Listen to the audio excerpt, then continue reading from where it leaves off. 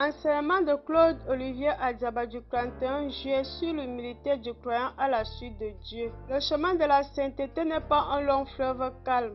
Il est jalonné de supplices et d'épreuves diverses. Le croyant doit y faire face afin de mériter la grâce de s'unir à Dieu à la fin de son parcours terrestre. Raison pour laquelle le Seigneur Jésus-Christ, en bon pédagogue, prend la condition du dernier des hommes. Il se fait serviteur de tous. Il passe par les humiliations pour donner une leçon à toute l'humanité. En effet, le croyant doit faire de l'humilité la clé de son élévation spirituelle. Il est écrit, je cite, « Prenez sur vous mon joug et mettez-vous à mon école, car je suis doux et humble de cœur, et vous trouverez le repos de vos âmes. » Fin de citation. Matthieu chapitre 11, verset 29. Ainsi, le croyant, pour retrouver ses repères, doit reposer sa confiance en Dieu et accepter la formation qu'il met à sa disposition. Cette renonciation de soi pour la gloire de Dieu suscite forcément des interrogations suivantes. Quel est l'essence de l'humilité? Pourquoi reste-t-elle une valeur difficile à intégrer? Comment le croyant doit-il vivre pour être humble? L'essence de l'humilité, du point de vue étymologique, le mot humilité vient du latin humilitas, dérivé de humus, signifiant terre. L'humilité signifie littéralement créer le caractère d'un individu qui se voit de façon réaliste. Elle est aussi la vertu qui nous donne le sentiment de notre faiblesse et de notre insuffisance, qui réprime en nous les mouvements de l'orgueil. C'est ce dernier sens que nous retenons pour notre analyse. Le Seigneur Jésus qui décide de vivre pleinement la condition humaine, excepté le péché, pour se faire connaître des hommes. Il marque sa venue dans le monde par sa naissance miraculeuse et est couché dans une mangeoire, confère Luc chapitre 2, verset 6. Par cet acte, il vient montrer aux hommes que Dieu est proche d'eux, il est avec eux.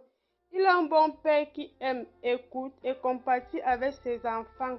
En effet, notre Seigneur Jésus-Christ, Fils de Dieu, vient inscrire l'humanité à l'école de l'humilité. Il vient donner aux croyants la clé pour se libérer de l'oppression des forces du mal, afin de recouvrir le chemin qui mène à lui. Il est écrit, je cite, « Lui qui est de condition divine n'a pas considéré comme une proie à saisir d'être l'égal de Dieu, mais il s'est dépouillé prenant la condition de serviteur, devenant semblable aux hommes et reconnu à son aspect comme un homme. Il s'est abaissé, devenant obéissant jusqu'à la mort sur une croix. C'est pourquoi Dieu l'a souverainement élevé et lui a conféré le nom qui est au-dessus de tout nom, afin qu'au nom de Jésus, tout genou fléchisse dans les cieux, sur la terre et sous la terre, et que toute langue confesse que le Seigneur, c'est Jésus-Christ, à la gloire de Dieu le Père. Nous le lisons dans le livre de Philippiens chapitre 2, versets 6 à 11.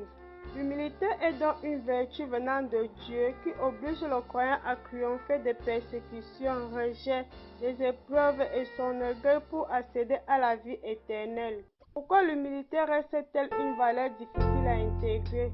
Dieu aime toutes ses créatures et ne veut perdre aucune. C'est pourquoi il a donné à chaque homme une intelligence minimale qui lui permet de le connaître, de savoir que ce qu'il fait n'est pas bien, n'est pas conforme à la volonté de Dieu. Or, le croyant, de par sa nature orgueilleuse, n'accepte pas facilement de se rabaisser, ni de reconnaître ses torts. L'amour des honneurs, la quête de la reconnaissance expose le croyant à n'avoir Dieu que pour sa propre personne, à rechercher sa propre gloire.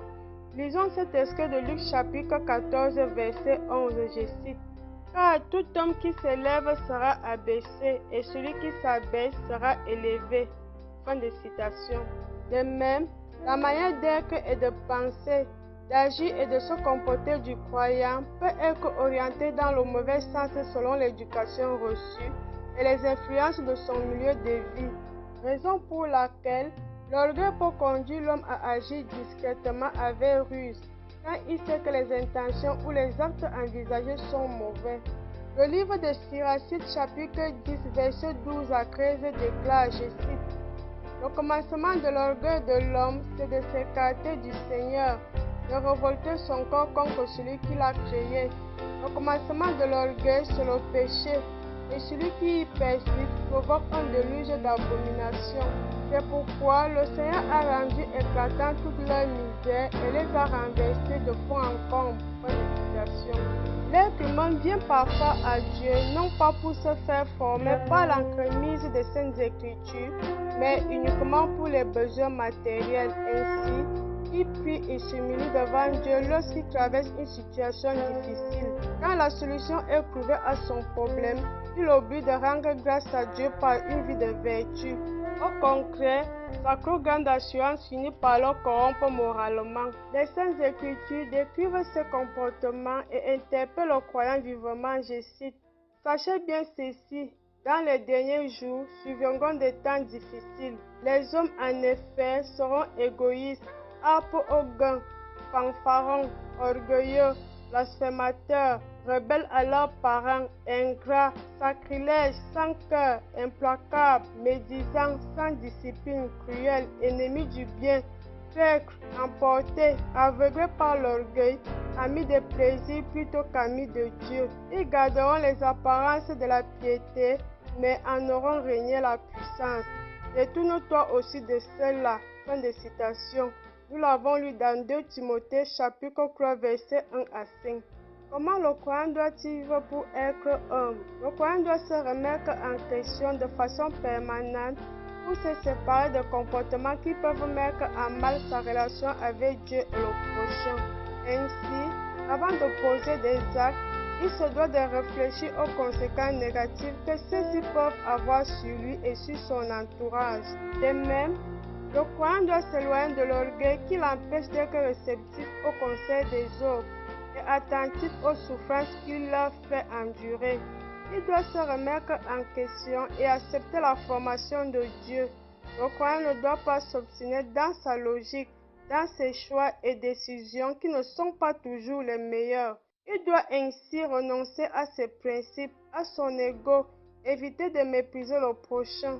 Le croyant doit toujours se rappeler qu'il n'est rien sans Dieu, afin que la crainte de Dieu soit tributaire de l'humilité dans sa vie. Il est enfin écrit, je cite, « Ne faites rien par rivalité, rien par gloriole, mais avec l'humilité, considérez les autres comme supérieurs à vous. Que chacun ne regarde pas à soi seulement, mais aussi aux autres. Comportez-vous ainsi entre vous comme on le fait en Jésus-Christ. » Fin de citation. Philippiens chapitre 2 du verset 3 à 5. Loué soit Jésus-Christ.